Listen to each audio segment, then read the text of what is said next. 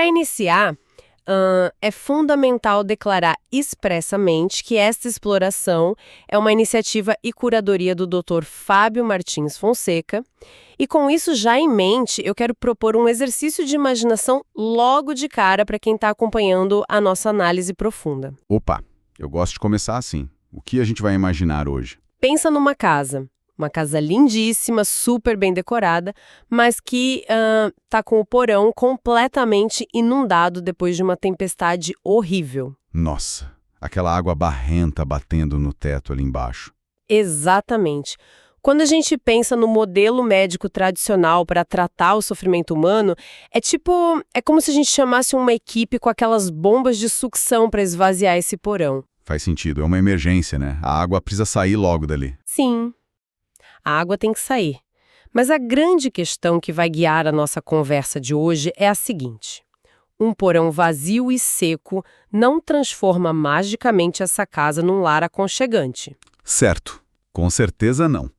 Ele só fica vazio. Pois é, tirar a água elimina o problema imediato.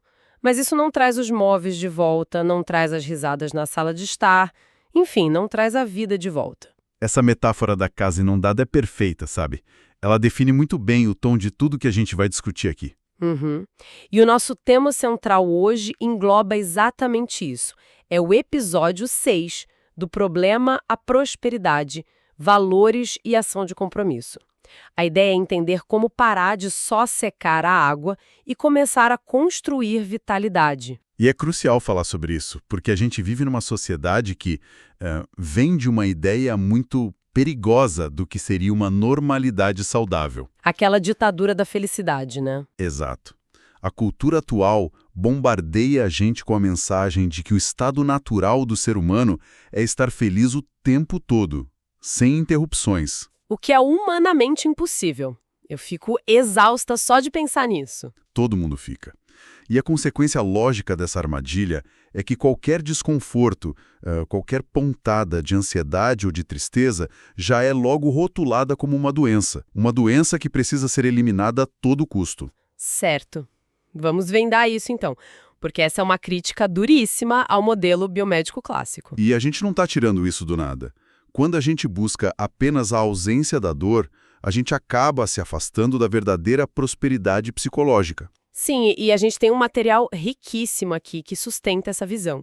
Para quem está ouvindo a gente, nós vamos nos guiar hoje nominalmente pelo livro Terapia de Aceitação e Compromisso, de Hayes, Strozzle e Wilson. Um clássico absoluto. Total. Também vamos usar o manual Aprendendo a Terapia Baseada em Processos, de Hoffman, Hayes e Lorscheit. E a gente também vai abordar uma intervenção muito prática chamada Na Mosca, que foi desenvolvido por Tobias Lundgren. Excelente. Se a gente olhar para o manual do Hoffman, Hayes e Lorscheit, eles batem muito de frente com essa ideia, sabe?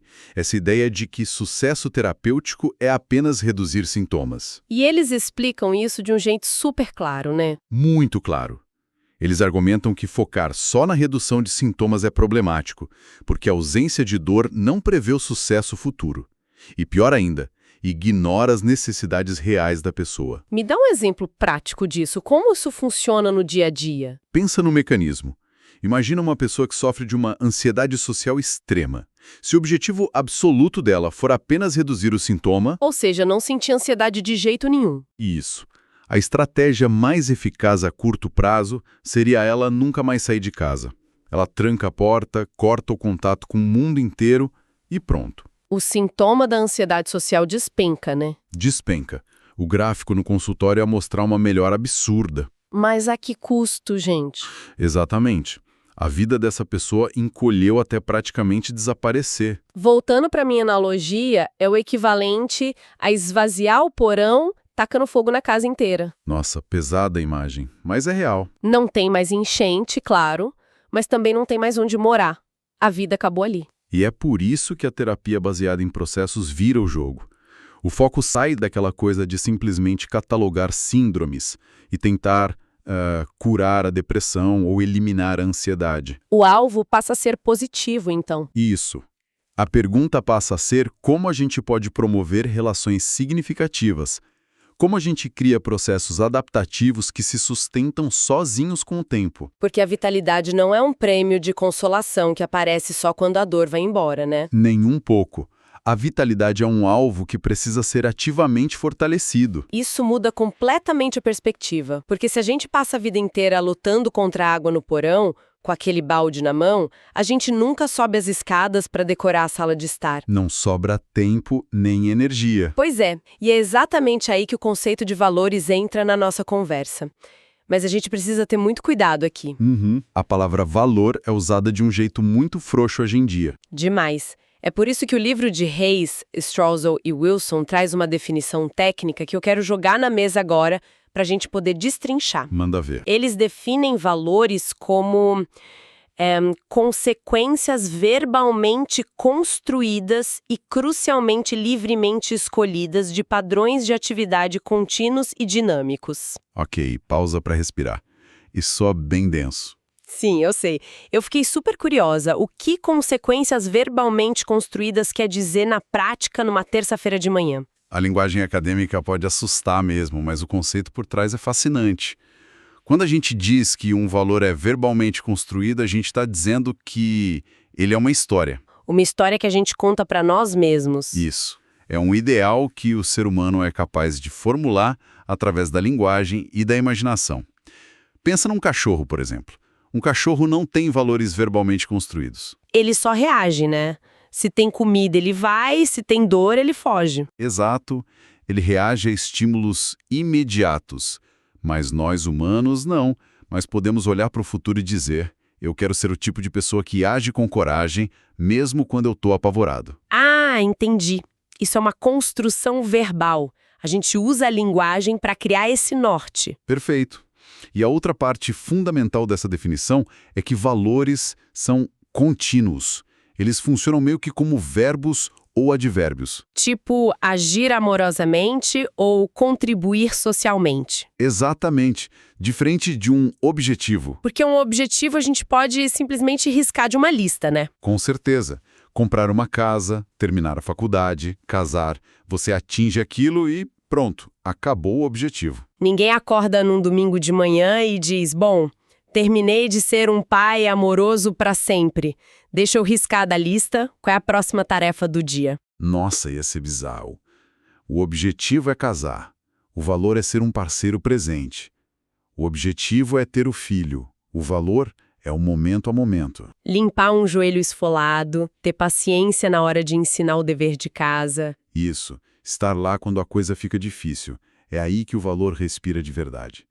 Ele é a bússola que aponta a direção, e não o destino onde a gente chega e simplesmente desliga o motor. Mas peraí, eu preciso fazer o papel de advogada do diabo agora. Lá vem, pode falar. Porque a sociedade que a gente vive impõe inúmeras regras sobre o que é certo, sobre o que é ser uma boa pessoa. Impõe mesmo, e cobra caro. Então, como alguém que está acompanhando a nossa análise pode saber se um valor que está tentando seguir é genuíno ou se é só uma tentativa disfarçada de evitar a culpa ou de buscar aplausos nas redes sociais? Essa linha é bem tênue. Muito. É muito fácil confundir o que eu quero valorizar no meu íntimo com o que eu acho que eu devo valorizar para agradar os outros. Essa é, sem dúvida, uma das armadilhas mais comuns. E a psicologia comportamental tem um nome bem específico para isso. Chama pliance. Pliance. Como isso funciona? Pliance é quando a gente age de uma determinada forma puramente para agradar os outros. Ou para evitar uma punição social, sabe? Para fugir da culpa. Tipo, tentar ser um super engajado na comunidade só porque tem medo do que os vizinhos vão fofocar? Perfeito. Se a motivação é essa, isso não é um valor no sentido que a gente está discutindo. É só obediência a uma regra para evitar o sofrimento de ser rejeitado. Acaba sendo um meio para um fim, e não um fim em si mesmo. Exato. E o material destaca muito isso. Se seus valores são apenas instrumentos para alcançar outra coisa, eles não são valores reais. Por exemplo, se a pessoa diz: meu valor é a riqueza, porque muito dinheiro vai me trazer segurança e evitar que eu me sinta vulnerável. o que está por trás aí não é o valor da riqueza. É a fuga da vulnerabilidade. Precisamente. Valores genuínos têm valor inerente. A própria ação já é a recompensa. Você faz porque aquilo representa quem você deseja ser no mundo, e não porque está fugindo de um medo ou buscando aprovação. Nossa, e isso nos empurra para o que eu considero o ponto mais provocativo de toda essa literatura. Eu acho que sei onde você vai chegar. Aqui é que a coisa fica realmente interessante, gente. A diferença brutal entre escolher valores e tomar decisões lógicas. Esse ponto é o coração de tudo. O material bate muito na tecla de que a nossa mente analítica, que é maravilhosa para resolver equações ou planejar uma viagem de férias, Super útil. sim, ela é útil, mas ela se torna um obstáculo enorme quando se trata de valores. Por que a lógica atrapalha tanto nesse caso? Porque decisões lógicas são baseadas em razões. E a nossa mente adora uma planilha, né? Ela adora listas de prós e contras, causa e efeito. Se a gente vai comprar um carro, a gente toma uma decisão lógica baseada no consumo de combustível, no preço do seguro. No espaço do porta-malas. As decisões lógicas precisam ser justificadas, elas precisam ser defendidas o tempo todo. Mas as escolhas? As escolhas habitam outro universo. Eu adoro um exemplo prático que os autores usam para explicar isso. Qual deles? O das mãos. Esse mesmo. Imagina que eu fecho as minhas duas mãos na sua frente e digo, escolhe uma. Aí você aponta para a mão direita.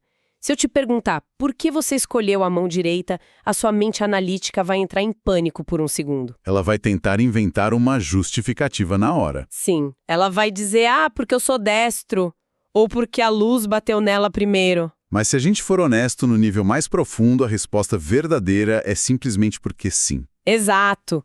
Ou o exemplo da Coca-Cola e da Pepsi. Se a pessoa prefere Coca-Cola e perguntam por quê, ela responde que gosta mais do sabor. E se insistirem, perguntando por que ela gosta daquele sabor e não do outro? Chega num limite onde a lógica falha, né? A pessoa apenas prefere. É uma escolha livre. Ela acontece na presença de razões, mas não por causa delas. E o que é fascinante aqui, o motivo de ser tão crucial entender esse mecanismo, é o porquê dessa distinção ser a chave para não sucumbir ao sofrimento. Explica melhor essa relação com o sofrimento. Pensa no seguinte: se os nossos compromissos mais profundos na vida fossem apenas decisões lógicas, sustentadas por razões claras e objetivas, eles seriam estruturas extremamente frágeis. Frágeis? Mas como assim? A lógica não costuma ser o chão mais firme que a gente tem. Não quando o sofrimento entra na equação. Porque as razões mudam. E a dor, o sofrimento, é um argumento lógico muito persuasivo. Nossa, faz muito sentido. Imagina que uma pessoa decide ter um casamento longo baseando-se apenas uma listinha de prós lógicos. Tipo, é agradável, a gente divide as despesas da casa, faz bem para a saúde ter uma companhia. Tudo muito racional. Muito. Mas o que acontece quando o parceiro adoece gravemente? Ou quando o casal enfrenta uma crise financeira devastadora e passam a brigar todos os dias? A balança dos prós e contras se inverte completamente. Exatamente. O lado dos contras fica absurdamente mais pesado. A dor e a dificuldade se tornam excelentes razões lógicas para abandonar o compromisso. Claro, afinal, a lógica de sobrevivência do cérebro vai dizer: isso está causando dor, afaste-se da fonte de dor e imediatamente. A nossa mente lógica foi programada evolutivamente para nos tirar do desconforto. É o trabalho dela. Uau! Quer dizer que o nosso cérebro racional sempre vai nos oferecer uma desculpa perfeita e super bem argumentada para a gente desistir de algo valioso assim que esse algo começar a doer de verdade? Sempre. Mas quando nós escolhemos livremente um valor, sem depender de uma justificativa lógica perfeita, nós protegemos esse compromisso. É quase como um escudo, então. Sim, uma escolha baseada em valores diz o seguinte: eu escolho ficar e ser um parceiro amoroso no meio dessa crise. Não porque é lógico, não porque é fácil. E não porque não dói. Exato. Mas simplesmente porque eu escolho. Porque esse é o ser humano que eu decidi ser. A escolha verdadeira se sustenta de pé mesmo quando está banhada em dor. Enquanto a decisão lógica desmoronaria na primeira tempestade mais forte. Sem dúvida nenhuma. Ok, mas vamos trazer isso para o chão de fábrica da vida real. Porque é super fácil a gente sentar aqui e dizer: Eu escolho ser corajoso, ou eu escolho agir com propósito enquanto a gente está confortável. A teoria aceita tudo, né? Pois é, a conta chega de verdade quando a pessoa precisa abrir a porta de casa para ir a uma entrevista de emprego e a ansiedade bate no teto, o coração dispara e a mente grita para ela voltar para a cama. É o teste de fogo. Como a gente sustenta essa escolha na prática? E eu acho que é aí que o conceito de ativação comportamental entra em cena de forma espetacular. Com certeza. A ativação comportamental baseada em valores é a ponte entre essa teoria toda e o músculo da ação.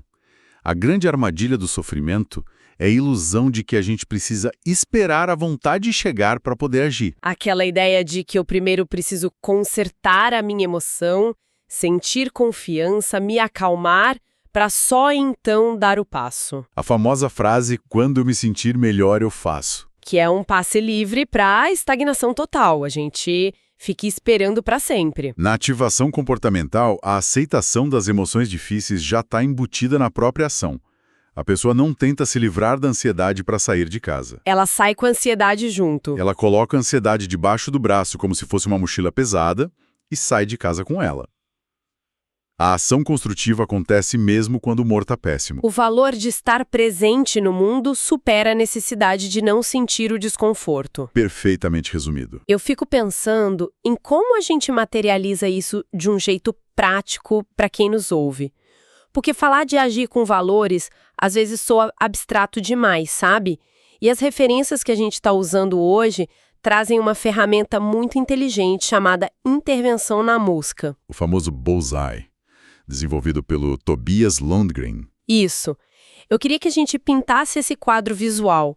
Imagina um alvo clássico de dardos pendurado na parede.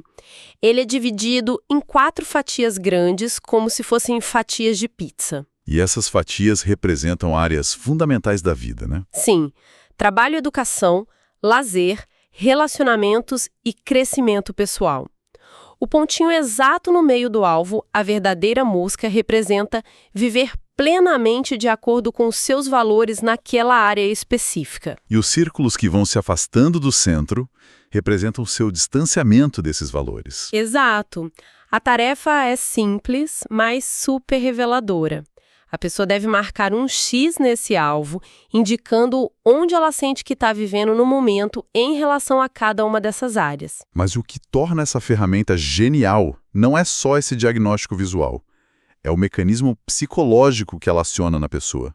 Explica melhor esse mecanismo. Por que colocar um simples X num pedaço de papel tem tanto impacto? Porque ela externaliza o problema e desarma a culpa na hora. Pensa na diferença. É muito comum uma pessoa estar passando por uma crise no casamento e a mente dela ficar repetindo: eu sou um parceiro terrível, eu sou um fracasso, eu estrago tudo. Isso gera um estado de pânico emocional enorme. A pessoa se funde com a culpa, não consegue ver saída. Exato. Mas quando ela vai para o álvaro da mosca e marca um X lá no círculo mais externo do quadrante de relacionamentos, algo muda no cérebro dela. A dor deixa de ser uma falha de caráter incurável. O problema está no papel, não na essência dela. Isso tira a mente do estado de pânico emocional e a coloca num estado de resolução de problemas. Nossa, isso é muito libertador. Mas aí surge aquela pergunta inevitável. Depois de olhar para o alvo e constatar que o meu X está quase caindo fora do tabuleiro na área da família, como eu volto para o centro? É o desafio. Porque, de novo, a nossa mente quer resolver tudo com pressa. A gente quer pular direto do anel externo para a mosca num salto só. E isso geralmente acaba em frustração. É por isso que o material de apoio introduz uma das metáforas mais eficientes para a mudança de comportamento. A metáfora do navio transatlântico. Eu adoro essa. Estar longe do centro do alvo não é uma sentença definitiva. É apenas a sua posição atual. Agora, imagina que a sua vida não é um carro de Fórmula 1 ou uma lancha rápida. A sua vida é um gigantesco navio transatlântico navegando no oceano.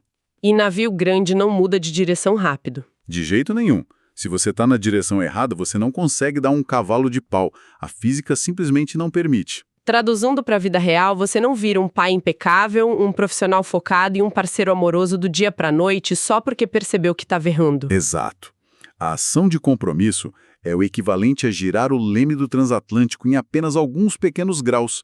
Se você vira o leme 3 graus para a direita, olhando da ponte de comando, parece que nada aconteceu, né? O mar na frente continua exatamente igual. Continua. Mas com o passar das horas e dos dias, essa pequena mudança de angulação altera drasticamente o destino final do navio. Você vai parar em outro continente.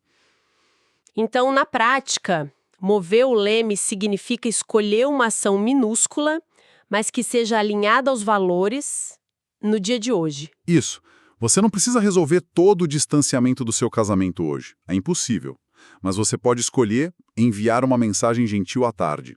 Você pode escolher ouvir por 5 minutos sem interromper durante o jantar. Isso já é gerar o leme. Isso é gerar o leme. E para que essa mudança de rota se consolide, para que o hábito grude de verdade na nossa identidade, é preciso muita repetição. A gente precisa continuar segurando o leme nessa nova posição, integrando essas pequenas ações em padrões maiores de comportamento, dia após dia. É o que as obras chamam de retenção do novo hábito. E eu repito, mantendo o leme na posição certa mesmo quando o mar está muito agitado. Mesmo quando a ansiedade ou o cansaço gritam. Sim, quando a mente diz que seria muito mais fácil soltar o leme e deixar o navio ir para onde o vento soprar. É a ação sustentando a escolha que a gente fez. O que nos traz de volta ao começo da nossa jornada de hoje, amarrando todas essas ideias. A gente abriu essa análise questionando a ideia restrita de que saúde mental é só consertar o que está quebrado. Aquela velha imagem de apenas usar baldes e bombas para esvaziar a água do porão. Exatamente. E ao longo da nossa conversa, baseados nesses materiais excepcionais, a gente viu que a verdadeira vitalidade, a prosperidade psicológica, exige que a gente suba as escadas. Exige que a gente decida como mobiliar a casa. Sim, através de escolhas que são profundamente autênticas e livres, e não apenas o resultado de uma matemática lógica e fria que só quer fugir da dor. Se a gente for destilar o sumo dessa discussão toda para quem precisa aplicar isso amanhã cedo, a mensagem central é de movimento e de coragem. Construir uma vida com significado real é um exercício constante de abraçar a vulnerabilidade. É aceitar que o sofrimento faz parte do pacote da vida. E, acima de tudo, é o compromisso de agir e redirecionar o leme hoje.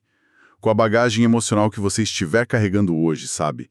Sem esperar que o tempo fique perfeito ou que a dor desapareça por completo. Quem condiciona a ação, a ausência de dor, passa a maior parte da vida na sala de espera. Essa frase resume tudo. Isso me leva a uma reflexão final que eu quero deixar reverberando na cabeça de quem nos acompanhou até aqui. É algo que se construiu sobre tudo que a gente debateu, mas que aponta para um espelho bem cômodo. Pode jogar na mesa. Se a ativação comportamental e o alvo do Namusca nos mostram de forma tão científica e inegável que a ação alinhada aos nossos valores deve acontecer independentemente do nosso humor naquele dia, o que acontece com todas aquelas desculpas sofisticadas que a gente conta para nós mesmos? Aquelas mentiras confortáveis. Isso.